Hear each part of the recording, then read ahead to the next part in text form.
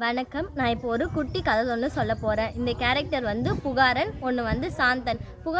புகாரனும் சாந்தனும் friends. புகாரன் வந்து Santhan phone பண்ணி பேசிகிட்டே இருக்க சொல்ல அவன் வந்து சொல்கிறான், எங்கள் அம்மாவுக்கும் எங்கள் அப்பாவுக்கும் சண்டை, ஒரே தொல்லையாக இருக்குது, இவங்களால படிக்கவும் முடியல, ஒரு வேலையும் என்னால் செய்ய முடியல அப்படின்னு சொல்லிட்டு புகாரன் வந்து சாந்தனாண்ட சொல்கிறான். சாந்தனும் அந்த அமைதியாக கேட்டுகிட்டே இருக்கான். புகாரன் வந்து கேட்குறான், என்ன நான் சொல்லிகிட்டே இருக்கேன், நீ அமைதியாகவே கேட்டுகிட்டே இருக்கியே சாந்தா, எதுனா ஒரு சொல்யூஷன் சொல்ல அப்படின்னு சொல்லிட்டு அவன் சொல்கிறான். அப்போது புகாரன் வந்து 4 3 5 4ன்னு ஏதோ ஒரு மந்திரம் மாதிரி அவன் சொல்கிறான்.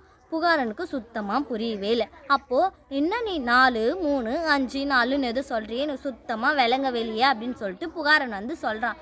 அப்போ சாந்தன் வந்து 4 3 5 4ஓட மந்திரம் வந்து என்னால் அமைதி கொண்டு வர முடியும்னா அந்த 4 3 5 4ஓடைய மந்திரம் அப்படின்னு சொல்லிட்டு சாந்தன் வந்து சொல்கிறான். சரிப்பா, அதெல்லாம் விடு, எங்கள் அம்மாவுக்கும் எங்கள் அப்பாவுக்கும் நடந்த அந்த சண்டையை கீழே அப்படின்னு சொல்லிட்டு அவன் சொல்கிறான்.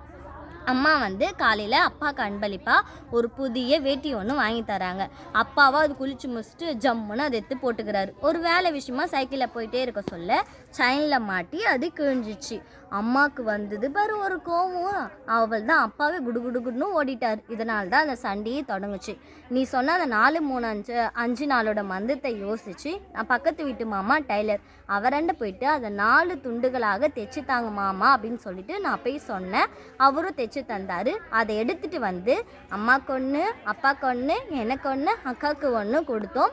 அம்மா வந்து சந்தோஷப்பட்டாங்க. அம்மா வந்து நினச்சாங்க அது அப்படியே போயிடும், நான் வாங்கி கொடுத்தது அப்படின்னு சொல்லிட்டு, இந்த சின்ன விஷயத்துக்காக நம்ம கோவப்பட்டோன்னு சொல்லிட்டு அதுக்கான பிரச்சனை நம்ம தேடாமல் நம்ம மாட்டுன்னு காற்று கட்ட ஆரம்பிச்சிட்டோன்னு சொல்லிட்டு அவங்க அம்மாவுக்கு ஒரே கஷ்டமாக போயிடுச்சு. நன்றி.